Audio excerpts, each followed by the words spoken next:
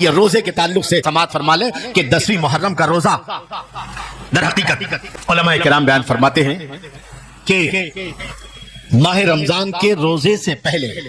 ماہ رمضان کے روزوں کی فرضیت سے پہلے، یعنی جب ماہ رمضان کے روزے فرض نہیں ہوئے تھے تو مسلمانوں پر 10ویں محرم کا روزہ فرض تھا جی، لیکن جب ماہ رمضان کے روزے فرض ہوئے تو 10ویں محرم کے روزے کی فرضیت اٹھا لی گئی اور اب یہ سنت، بطور سنت جو ہے یہ روزہ رکھا جاتا ہے۔ اس کا بیک گراؤنڈ یہ ہے کہ جب اللہ کے رسول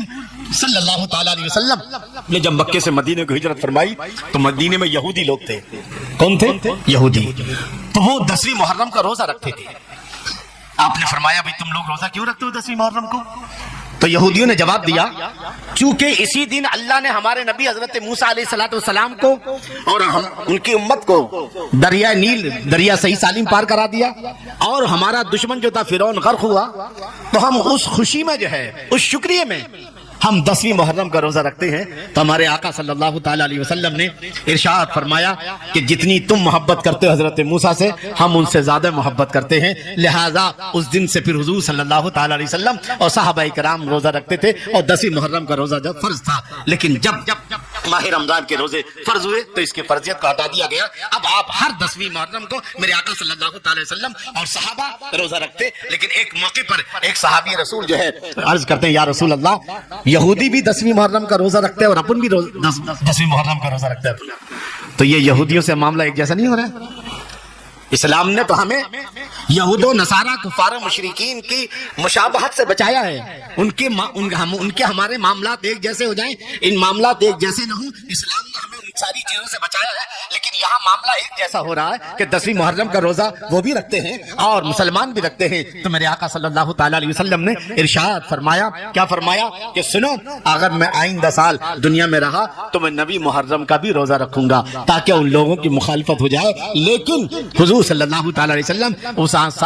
اس سال کے آنے سے پہلے ہی آپ نے ظاہری طور سے دنیا کو پردہ فرمایا، لیکن یہ کہ حضور نے اپنی رائے ظاہر فرما دی اور پسند کیا کہ میں 9ویں کو بھی روزہ رکھوں گا، لہٰذا 9ویں اور 10ویں دونوں کا روزہ رکھنا کیا ہے؟ سنت ہے۔ اور حدیث میں آتا ہے، حضرت ابو قتادہ رضی اللہ تعالیٰ عنہ سے روایت ہے کہ رسول اللہ صلی اللہ تعالیٰ وسلم نے فرمایا کہ امید ہے کہ عاشورے کے روزے کو پچھلے سال بھر کے گناہوں کا کفارہ بنا دیا جائے۔ ایک سال جو ہم نے گناہ کیے ہیں اللہ تعالیٰ اس کے صدقے میں ایک سال کے گناہ معاف فرما دے جی۔ اور ایک اور حدیث جو ہے نزہۃ المجالس، بخاری، مسلم، مشکات وغیرہ میں، اور ایک حدیث میں حضرت ابن عباس رضی اللہ تعالیٰ عنہ سے روایت، وہ فرماتے کہ رسول اللہ صلی اللہ تعالیٰ علیہ وسلم